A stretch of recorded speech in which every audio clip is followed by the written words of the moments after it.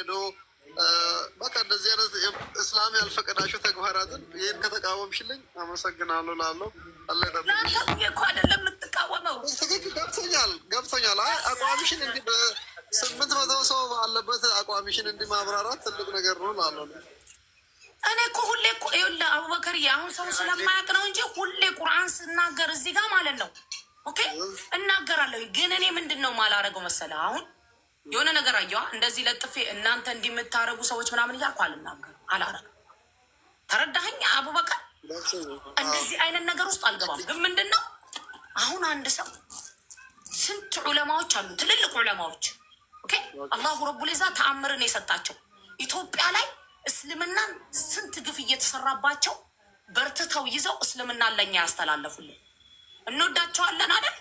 ህይወታቸውን እኮ መስዋዕት ያደረጉ እኮ ሙስሊሞች አሉ እኮ አይደል? ታሪክ የማይረሳቸው ኢትዮጵያ ላይ የትኛውም አማኝ ተገሎ ያውቅም ሙስሊም እንደተገደለው ኦኬ። አንድ ሜዳ ላይ ሰብስበው ማለት ነው ሙስሊም በመሆናቸው ብቻ ብዙ ስቃይተው እስልምናን ጥርሳቸውን ነክሰው ለእኛ ያስተላለፉልን አሉ።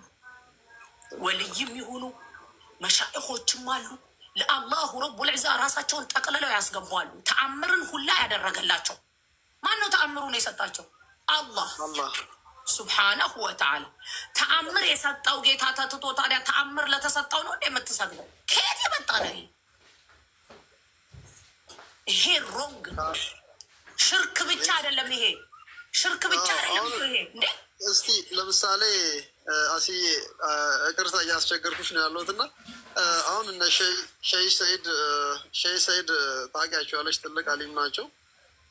ከዚህ ቀደም ለብቻ መቀበር በሚለው ላይ ፈተዋ ሰጥተው ነበር። አንድ ሰው የሙስሊም መቃብር እያለ ለብቻ መቀበር በሸሪያ እንዴት ይታያል ተብሎ የተጠየቁ ጥያቄዎች ነበሩና ይህም በጣም ከልክለዋል። ሼህ ሰይድ አደም ከልክለዋል። የከለከሉትም ምንድነው? የሙስሊም መቃብር ለምሳሌ ዱዓ ላያገኙ ይችላሉ። ለምን? አንድ ሰው ወደ መቃብር ቦታ ሲሄድ ዱዓ ያደርግላቸዋል። ያን ዱዓ ላያገኙ ይችላሉ ለብቻ ስለተቀበሩ። ለዛ ደግሞ ያን ደግሞ መቀበር ለብቻ መቀበርን የከለከሉት ለምንድነው?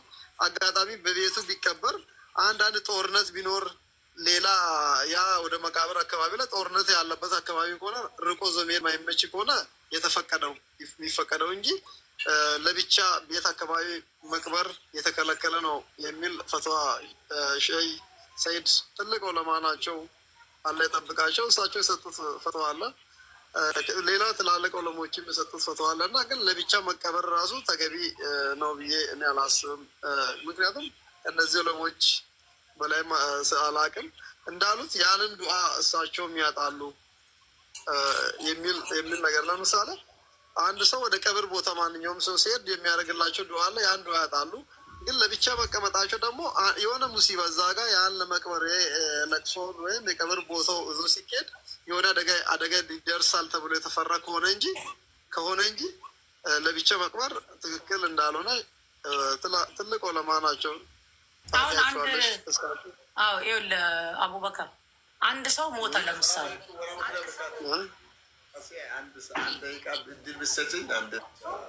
አንድ ሰው ሞተ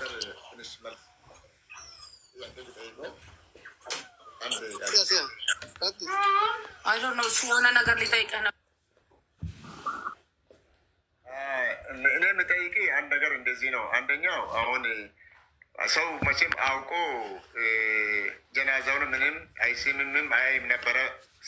አውቆ አያረግም ብለን ብንወስደው ቢያቅ አያረግም በምለው ነው ቁርአን ለኛ ስለወረደ። ግን እንደገና ደግሞ ሞት ላይ አልሐምዱሊላህ ያሉ ሰዎች ውስጥ ምን ያህል ሮንግ ነው ብለህ መልስ ሰጥተሃል ብለው አቡበከር ለአንተ ነው የምጠይቅህ። መሞት ልክ አልሐምዱሊላህ ወይ አንዴ አስጨርሰኝ፣ አንተ ታወራለህ።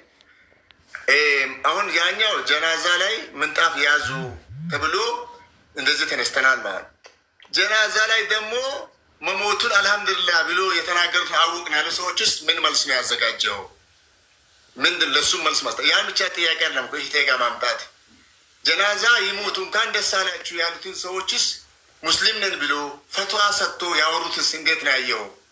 ሁለተኛ ደግሞ ሰውየው ኢልም አሊም በለጠ ሲባል እኮ 40 ጊዜ ሀጅ አድርጎ 880 ደረሳ ሀፊዝ አድርጉ ሰው ናቸውና እሳቸው እዛ ጋር መቀበሩና ምኑን ራሳቸው ሰጥቶት ሌሎቹ ፈታ የሚሰጡ ነበር ሰው ናችሁ ብለውስ እንዴት ነው ያየሃቸው?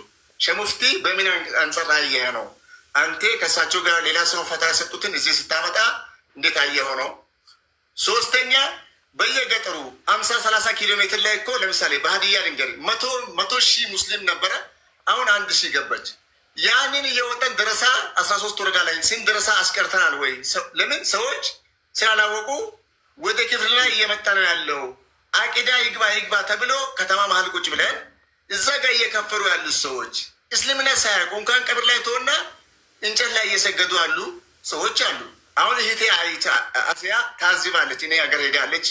እኛ ቁርአን አሊፍ እንደር አላወቅንም ብሎ እኛ ውሃ ሚቅርብን አታስቆፍሪ። ይህ እህቴ ትታዝባለች። የሄዱ ሰዎች አሉ። ውሃ ሚቅርብን ምንጠጣ ሚቅርብን እኛ ኢልም ነው የምንፈልገው በልምድ ነው የምንኖረው ያሉ ሰዎች አሉ። መስቀል የሚያከብሩት አባቴ ሰማ። እነዚህ ሰዎች ኢልም ማስተማር ነው ያለብን። ይችን ነገር ብቻ ይከለምለው አንድ ብር ማይሰጥ እኮ ነው 100,000 ብር እያወራለሁ እና እኔ እንደ እውቀት ነው የሚያወራው። ይሄ ነገሩም አንድ ላይ አያይዛችሁ ማውራት ነው። ለምን ለመጅሊስ ሁሉ የተቀመጡት ለህግ መቅረብ አለባቸው። በኢስላም ስም ልብስ ለብሶ ሞትን አልሐምዱሊላህ የሚሉ ሰዎችስ እንዴት ነው የምንይዘው? እነዛማ እሺ አላወቁም ብለንም መውሰድ አለብን። ሰላም አለይኩም ወራህመቱላህ። እኔ ዘይኑ ይባላለሁ።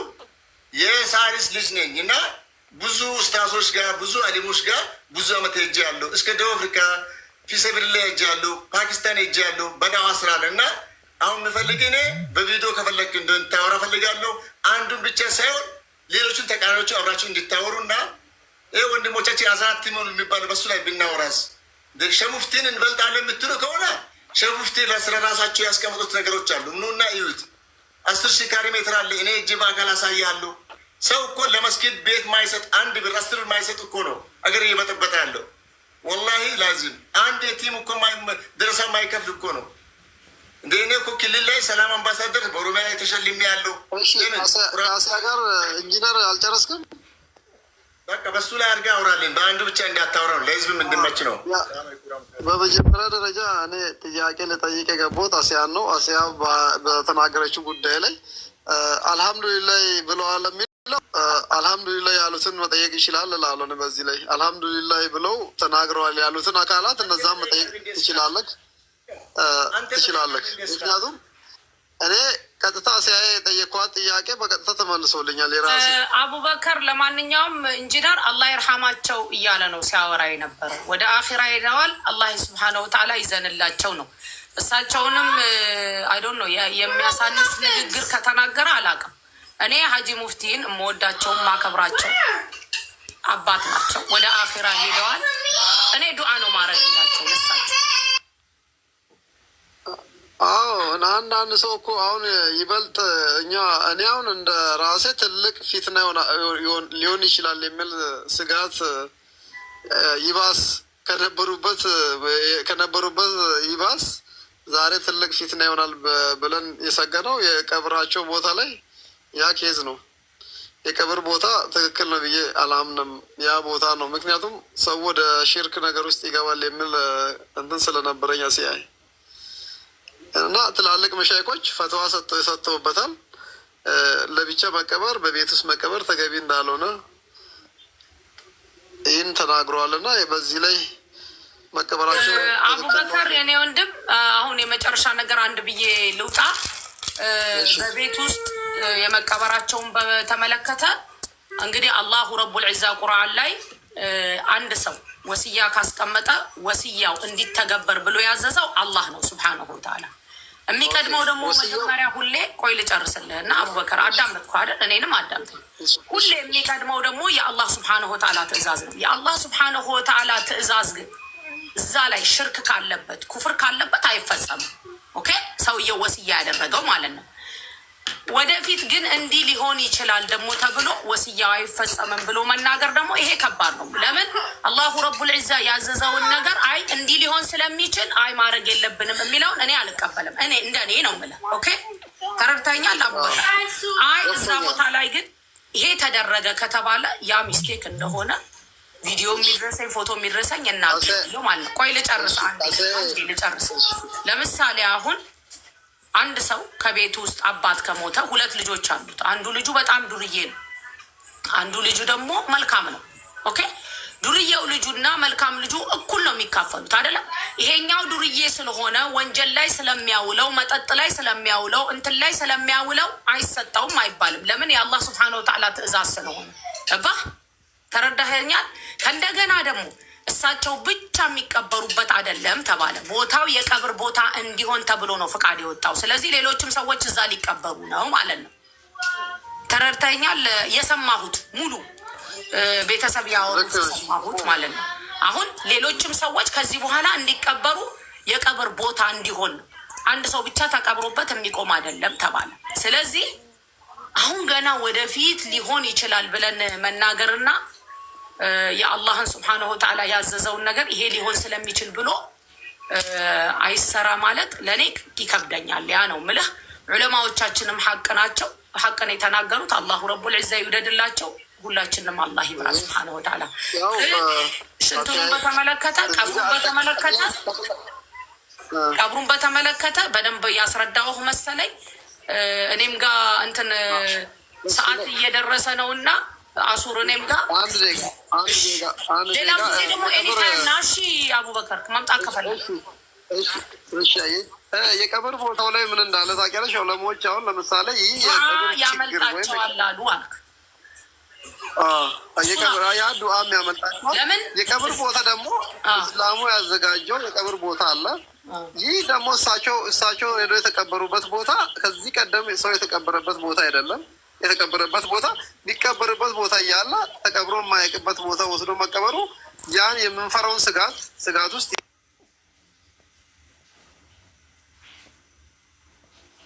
ኡማው ነው። ነገ ከኛ በኋላ የሚመጣ ትውልድ አለ።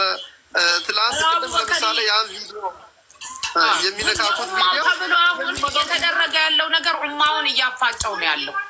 በዚህ መልኩ አይደለም። አሁን ለኡማው የታሰበ ነገር መነገር ያለበት በዚህ መልኩ አይደለም። በጣም ብዙ መስተካከል ያለባቸው ወይ አለ አነጋገሩ ራሱ አለው። ምክንያቱም አሁን አይተው ከሆነ የሰው ሁላ መሳቂያ እየሆንን ያለ ነው። እኔ አሁን አንዳንዴ የማልናገርባቸው ለምን ከተናገርኩኝ ስለሚብስ ባልናገር ይሻላል ብዬ ዝም የምለው ነገር አለ። ለምንድን ነው? ሌላም ሰው እያየ ይስቅብሃል ወይ ኡማው ላይ መስማማትን አያመጣም። ራሱ ይሄን እያለ የሚኮምተው ሰው ሌላ የሚሰራው ስራ አለ ከባዒር ውስጥ ገብቶ ማለት ነው። ገብተሃል? ስለዚህ ምንድን ነው እንደው አላህ ስብሓነሁ ወተዓላ ሁላችንንም ይምራል። ለኡማው የሚጠቅመውን ዑለማዎቹም እኛም ወጣቶቹም ኦኬ ኮሜንትም ላይ ያለው እንደው ቪዲዮም የሚሰራው ለኡማው ስለመስማማት የሚሰራ አላህ ያርገው ስብሓነሁ ወተዓላ። አቡበከር እንደው አላሁ ረቡል ዒዛ ነው ሁሉንም የሚያደርገውና ማለት ነው። አይ ቲንክ አሁን እኔን በደንብ ተረድተኛል አይደል? ተረድቻለሁ። ሁላችንም ከሽርክ ነገር አለ ጠብቀን፣ አንቺንም አለ። አንቺ ነሽ ዋናዋ። አዎ ቆየው እኮ ከተባልኩ ነው።